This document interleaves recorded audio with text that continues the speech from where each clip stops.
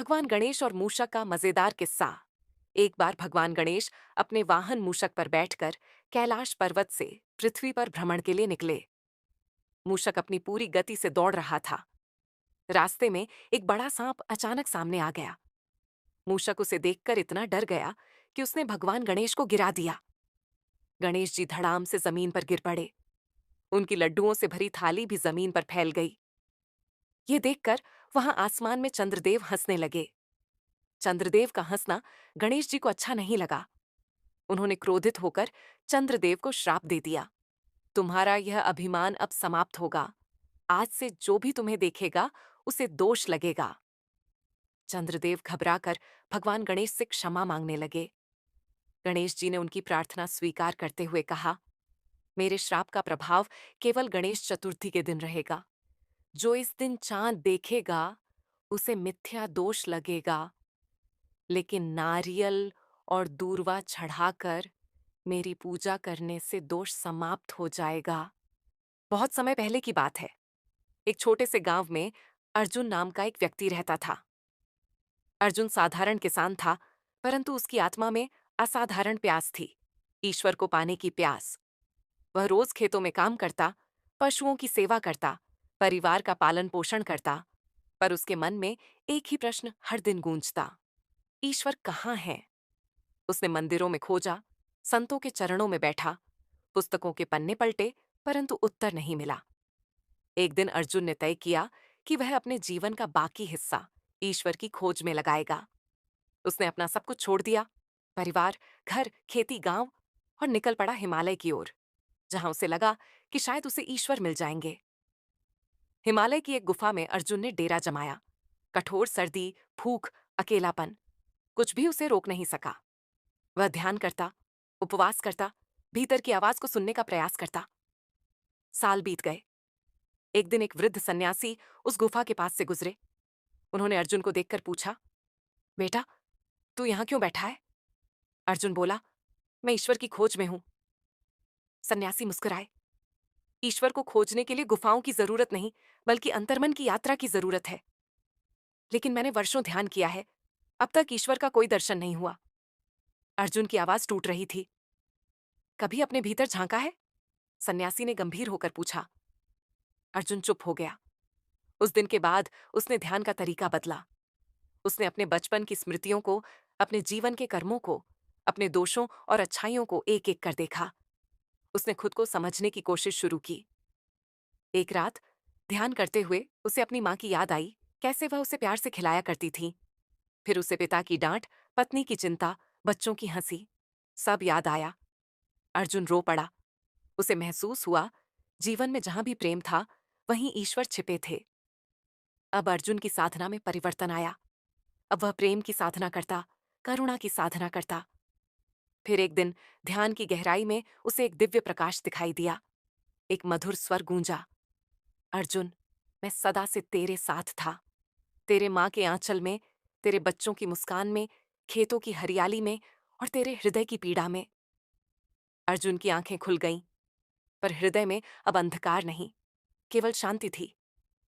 अर्जुन अब जान गया था कि ईश्वर मंदिरों, गुफाओं या आकाशों में नहीं, बल्कि जीवन के हर रिश्ते में, हर अनुभव में और हर इंसान में है। वह अपने गांव लौट आया। गांव में सब उसे देखकर चकित रह गए। उसकी आंखों में गहरा प्रकाश था। अब वह हर किसी की मदद करता, बच्चों को पढ़ाता, बीमारों की सेवा करता, किसानों को खेतों के उपाय बताता। एक दिन गांव के पुजारी ने उससे पूछा, क्या तुम्हें ईश्वर मिल गए? अर्जुन मुस्कुराया, नहीं, ईश्वर मुझे मिले नहीं, बल्कि उन्होंने मुझे पा लिया। अब मैं जहां भी देखता हूं वहीं ईश्वर है, तुम्हारी मुस्कान में, किसी के आंसुओं में, और हर जीव की पीड़ा में। अर्जुन अब गांव का एक संत बन गया था, लेकिन उसने कभी खुद को ईश्वर का दूत या गुरु नहीं कहा। वह बस यही कहता, ईश्वर को बाहर नहीं, भीतर खोजो। जो प्रेम करता है, जो सेवा करता है, जो माफ करता है, वही ईश्वर है। और सच यही था। अर्जुन अब खुद ईश्वर का एक रूप बन चुका था। एक ऐसा रूप जो कहता था, ईश्वर कहीं बाहर नहीं, तुम्हारे भीतर है। एक रोचक कहानी। दिशा का देवता। बहुत समय पहले देवताओं और मनुष्यों के बीच सीधा संपर्क हुआ करता था। हर दिशा का एक देवता था जो उस दिशा के लोगों की रक्षा और मार्गदर्शन करता था। इनमें से एक था दिशानंद, जो पूर्व दिशा का देवता था। दिशानंद अपनी करुणा और न्यायप्रियता के लिए प्रसिद्ध थे, लेकिन उनकी एक शर्त थी। वे तभी सहायता करते जब लोग स्वयं मेहनत और ईमानदारी का मार्ग अपनाते।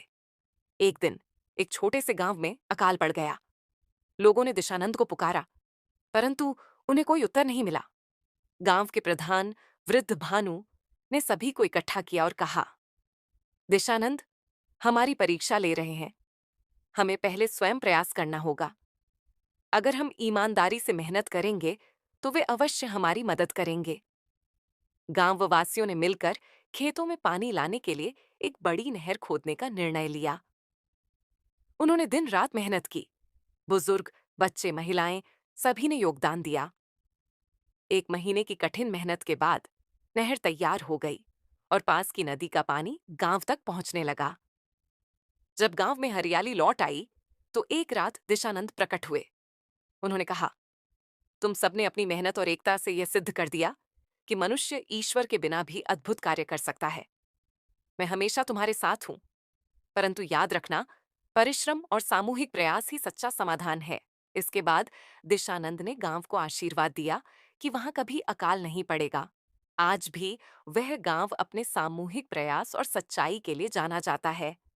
लोग दिशानंद को परिश्रम का देवता कहकर पूजते हैं। निष्कर्ष, यह कहानी हमें सिखाती है कि ईश्वर हमारी सहायता तभी करता है जब हम स्वयं अपने कर्तव्यों का पालन करते हैं। मेहनत और एकता से बड़ा संकट दूर किया जा सकता है। जालंधर एक शक्तिशाली असुर था, जिसका जन्म समुद्र और वरुणा, समुद्र देवता की पत्नी, के तप से हुआ था। जालंधर इतना शक्तिशाली था कि वह स्वर्ग और पृथ्वी पर विजय प्राप्त कर चुका था। उसकी शक्ति का मुख्य कारण यह था कि उसकी पत्नी वृंदा, जो परम पतिव्रता थी, उसकी भक्ति और तपस्या से उसकी रक्षा कर रही थी। जालंधर ने अपनी शक्ति के मद में आकर शिवजी को युद्ध के लिए ललकारा। शिव ने उसका सामना किया, लेकिन जालंधर की पत्नी वृंदा के तप के कारण उसे हराना असंभव हो गया। तब भगवान विष्णु ने एक योजना बनाई। विष्णु ने जालंधर का रूप धारण किया और वृंदा के पास गए। उन्होंने ऐसा व्यवहार किया जैसे वे उसके पति हों। जब वृंदा को यह पता चला कि उसके साथ छल हुआ है, तो उसकी तपस्या भंग हो गई और जालंधर की शक्ति क्षीण हो गई। शिव जी ने उसी समय जालंधर का वध कर दिया।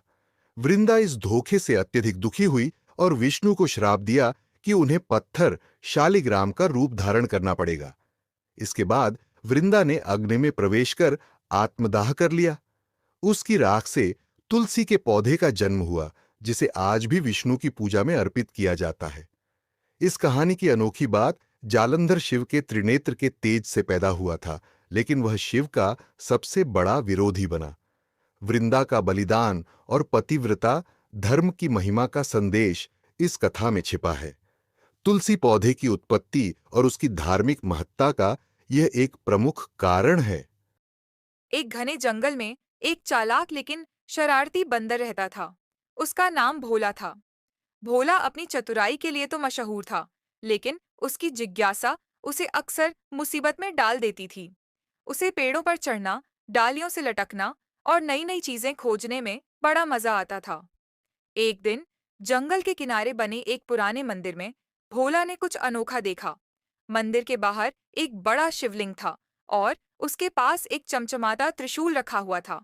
त्रिशूल पर सुंदर नक्काशी थी और उसकी 3 नोकें सूरज की रोशनी में चमक रही थीं। भोला ने पहले कभी ऐसा कुछ नहीं देखा था। ये क्या हो सकता है? भोला ने सोचा। उसकी आंखों में जिज्ञासा झलक रही थी। यह तो एक खिलौने जैसा दिखता है, लेकिन कितना शानदार और तेज है। मंदिर के पुजारी अक्सर उसे भगाते रहते थे और चेतावनी देते थे कि मंदिर की चीजों से दूर रहे, लेकिन भोला की जिज्ञासा के आगे कोई चेतावनी टिक नहीं पाती थी।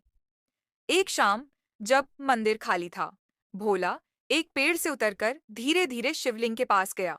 उसने त्रिशूल को छुआ और फिर उसे पकड़ लिया। यह भारी था, लेकिन भोला ने अपनी फुर्ती से उसे उठा लिया। त्रिशूल हाथ में आते ही भोला खुश हो गया। वह पेड़ पर चढ़ गया और बोला, यह मेरा नया खिलौना होगा। देखता हूँ इससे कितनी मस्ती कर सकता हूँ। मुसीबत की शुरुआत पेड़ पर चढ़कर भोला त्रिशूल से खेलने लगा। वह उसे भाले की तरह इधर उधर घुमाने लगा, पत्तों को चुभाने लगा, लेकिन त्रिशूल कोई साधारण चीज नहीं थी। यह भगवान शिव का पवित्र प्रतीक था, जिसमें दिव्य शक्ति समाई हुई थी। भोला मस्ती में था, तभी त्रिशूल की एक नोक से उसकी उंगली पर चोट लग गई। दर्द बहुत तेज था। भोला जोर से चीखा और त्रिशूल उसके हाथ से छूटकर जमीन पर गिर पड़ा। त्रिशूल गिरते ही एक तेज आवाज हुई, जिससे पास के जानवर डर गए। मंदिर के पुजारी दौड़कर बाहर आए। पुजारी ने त्रिशूल को जमीन पर पड़ा देखा और पास के पेड़ पर बैठे घायल भोला को भी। वह गुस्से में बोले, अरे मूर्ख बंदर, तूने पवित्र त्रिशूल को खिलौना समझ लिया। यह भगवान शिव का अपमान है। पुजारी ने त्रिशूल को उठाया, उसे शिवलिंग के पास वापस रखा। भोला पेड़ पर बैठा यह सब देख रहा था। उसकी उंगली से खून बह रहा था, लेकिन उसके दिल में पछतावा हो रहा था। सबक मिला, उस रात भोला सो नहीं पाया। चोट का दर्द कम हो गया था, लेकिन उसका मन भारी था। उसे एहसास हुआ कि उसने बड़ी गलती की है। भोला ने अपनी गलती सुधारने का फैसला किया। उसने पेड़ से ताजे आम तोड़े और उन्हें शिवलिंग के पास चढ़ा दिया। दूर से उसने देखा कि पुजारी ने आमों को देखा और मुस्कुरा दिया। धीरे धीरे भोला ने अपने व्यवहार में बदलाव किया। वह अब भी शरारती था, लेकिन उसने समझ लिया कि हर चीज खेल के लिए नहीं होती। जंगल के जानवरों ने भी उसके इस बदलाव को नोटिस किया। पुजारी भी अब भोला पर नाराज होने की बजाय उसे स्नेह की नजर से देखने लगे। कहानी की शिक्षा भोला और त्रिशूल की यह कहानी हमें यह सिखाती है कि हमें हर चीज का सम्मान करना चाहिए और अपनी जिज्ञासा को सही दिशा में लगाना चाहिए। जिज्ञासा अच्छी चीज है, लेकिन इसे समझदारी और दूसरों के प्रति संवेदनशीलता के साथ जोड़ा जाना चाहिए। पवित्र वस्तुएं और परंपराएं हमारे जीवन में गहरा अर्थ रखती हैं। उनका सम्मान करना ही सच्ची समझदारी है। भोला की कहानी हमें यह भी याद दिलाती है कि अगर कोई गलती हो जाए तो उसे सुधारने की कोशिश करनी चाहिए। एक शरारती मन भी समय के साथ समझदार बन सकता है, बशर्ते वह अपनी गलतियों से सीखने के लिए तैयार हो। कहानी ईश्वर और उनकी परीक्षा।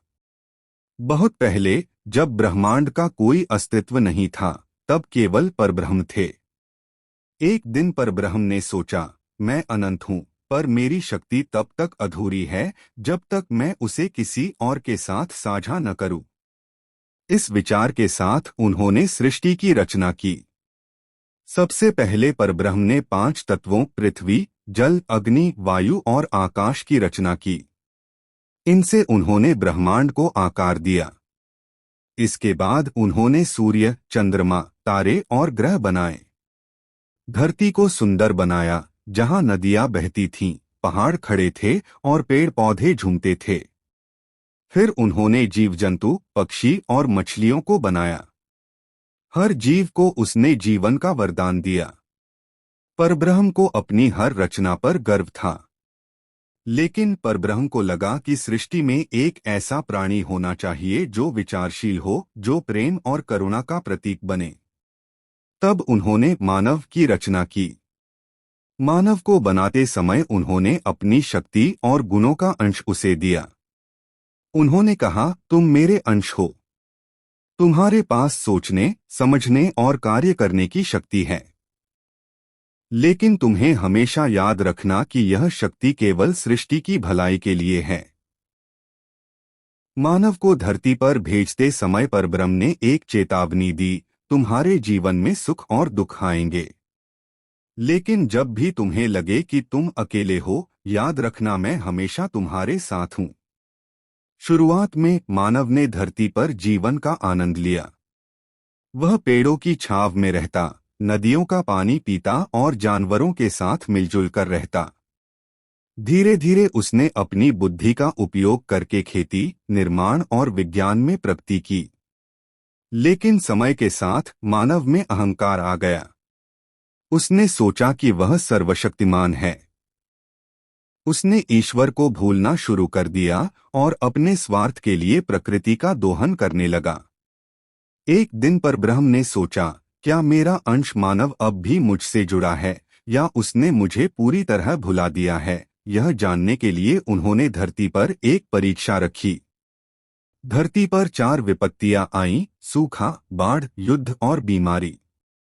मानव इन समस्याओं से जूझने लगा, लेकिन उसने हर बार अपनी तकनीक और शक्ति का सहारा लिया। जब ये भी असफल हो गए, तो कुछ मनुष्यों ने प्रार्थना शुरू की। वे जंगलों और मंदिरों में जाकर परब्रह्म से मदद मांगने लगे। परब्रह्म ने उनकी पुकार सुनी। परब्रह्म ने मानव को एक संदेश भेजा। तुमने मेरी रचना को नष्ट किया है, लेकिन मैं अभी भी तुम्हारे साथ हूं। तुम्हें इस बात को समझना होगा कि तुम्हारी सच्ची शक्ति केवल प्रेम, एकता और सच्चाई में है। यदि तुम अपने स्वार्थ को छोड़कर दूसरों की मदद करोगे, तो यह संकट समाप्त हो जाएगा। मानव ने इस संदेश को गंभीरता से लिया। उसने युद्ध को रोककर शांति स्थापित की, बीमारों का इलाज किया और प्रकृति की रक्षा का संकल्प लिया। धीरे धीरे विपत्तियां समाप्त हो गईं। मानव ने परब्रह्म की शक्ति और करुणा को फिर से पहचाना। उस दिन से मानव ने सृष्टि को सहेजने और एक दूसरे की मदद करने का वचन लिया। यह कहानी हमें सिखाती है कि ईश्वर हमारे भीतर और हमारे चारों ओर हैं।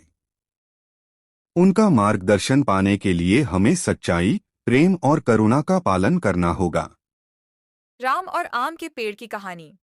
यह कहानी तब की है जब राम छोटे थे और अपने भाइयों लक्ष्मण, भरत और शत्रुघ्न के साथ अयोध्या के राजमहल में खेला करते थे। एक दिन राम को खेलते खेलते राजमहल के बगीचे में एक बड़ा और घना आम का पेड़ दिखा। पेड़ पर ढेर सारे आम लगे हुए थे। गर्मियों का मौसम था और आम देखकर राम का मन ललचाया। राम ने अपने भाइयों से कहा, चलो आज इस पेड़ से आम तोड़ते हैं और खाते हैं। लेकिन पेड़ बहुत ऊंचा था और कोई भी बच्चा इतनी ऊंचाई तक नहीं पहुंच सकता था। लक्ष्मण ने कहा, भैया हम पेड़ पर चढ़ने की कोशिश करते हैं। भरत ने सलाह दी, नहीं, इससे अच्छा है कि हम नीचे से पत्थर फेंककर आम गिरा लें। राम ने मुस्कुराते हुए कहा, नहीं, पत्थर से आम खराब हो जाएंगे। हमें ऐसा तरीका सोचना होगा जिससे आम भी टूटे और नुकसान भी ना हो। राम ने एक तरकीब निकाली। उन्होंने पास में रखी लंबी लकड़ी उठाई और उसके सिरे पर एक कपड़ा बांध दिया। फिर लकड़ी को आम के गुच्छे के पास ले जाकर हिलाया। धीरे धीरे कई पके हुए आम गिरने लगे। सभी भाई दौड़कर आम उठाने लगे। उसी समय बगीचे का माली वहां आ पहुंचा। उसने बच्चों को आम तोड़ते हुए देख लिया और डांटने लगा। लेकिन राम ने उसे शांत करते हुए कहा, चाचा, ये पेड़ तो हमारे पिताजी के बगीचे का है और पिताजी कहते हैं कि जो चीज साझा की जाए उसका आनंद दोगुना हो जाता है। हम सिर्फ आम खा रहे हैं और आप चाहें तो हमारे साथ खा सकते हैं। माली राम की बात सुनकर हंस पड़ा और बोला, आप सच में बहुत समझदार हैं राम जी। ये पेड़ भी आपकी तरह ही सबके लिए फल देने वाला है। उस दिन सभी भाइयों ने आम का लुत्फ उठाया और राम की समझदारी की तारीफ करते रहे। यह छोटी सी घटना भी राम के स्नेह, चतुराई और न्यायप्रियता को दर्शाती है। एक बार की बात है, एक व्यक्ति का निधन हो गया। उसकी आत्मा यमराज के दरबार में पहुंची। यमराज ने कहा, तुम्हारे जीवन में अच्छे और बुरे कर्म दोनों का हिसाब है, इसलिए तुम्हें स्वर्ग और नरक दोनों में जाना होगा। पहले तुम्हें कहाँ जाना है, यह तुम्हारे ऊपर है। व्यक्ति ने सोचा और कहा, पहले नरक देखने की इच्छा है। यमराज ने उसे नरक भेजा। वहां उसने देखा कि लोग एक बड़े बर्तन में उबलते तेल के पास खड़े हैं। सभी भूखे प्यासे थे, लेकिन उनके पास खाने के लिए बहुत सारा खाना था। फिर भी वे खा नहीं पा रहे थे क्योंकि उनके हाथों में लंबी लंबी चम्मच थी, जिन्हें वे मुंह तक नहीं ले जा पा रहे थे। सभी दुखी और कष्ट में थे। व्यक्ति नरक से डर गया और यमराज से कहा, अब मुझे स्वर्ग दिखाइए। यमराज ने उसे स्वर्ग भेजा। वहां उसने देखा कि वही दृश्य था, बड़ा बर्तन, बहुत सारा खाना और वही लंबी चम्मचें। लेकिन यहाँ लोग खुश और संतुष्ट थे। वे एक दूसरे को चम्मच से खाना खिला रहे थे और सब आनंदित थे। यह देखकर व्यक्ति चकित रह गया। उसने यमराज से पूछा, नरक और स्वर्ग में इतना बड़ा अंतर क्यों है, जबकि स्थिति तो एक जैसी है? यमराज मुस्कुराए और बोले, यह सिर्फ सोच और व्यवहार का फर्क है।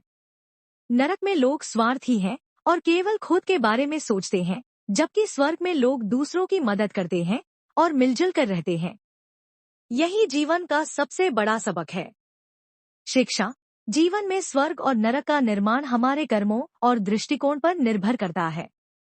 यदि हम परोपकारी, सहायक और मिलजुल कर रहने वाले हैं, तो हमारा जीवन स्वर्ग बन सकता है। लेकिन यदि हम स्वार्थी और असहयोगी हैं, तो यह नरक के समान हो सकता है। एक छोटे से गांव में एक संत रहते थे, जिन्हें लोग उनके ज्ञान और सद्गुणों के लिए बहुत मानते थे।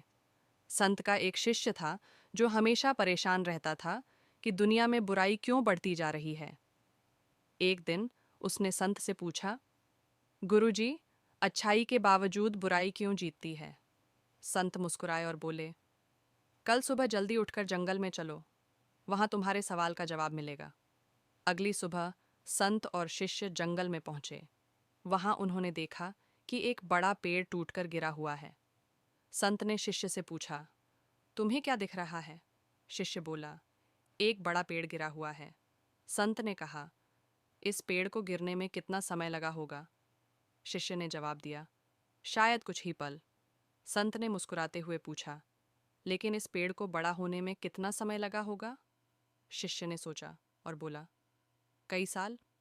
संत ने समझाया, बुराई उसी तरह है जैसे पेड़ गिरना। यह तेजी से फैलती है और सब कुछ बर्बाद कर सकती है, लेकिन अच्छाई उस पेड़ की तरह है जिसे बड़ा होने में समय और प्रयास लगता है। शिष्य ने सिर हिलाया और कहा, लेकिन गुरुजी, इसका मतलब क्या है? संत ने कहा, अच्छाई हमेशा बुराई पर जीतती है, लेकिन उसके लिए धैर्य और निरंतर प्रयास की जरूरत होती है।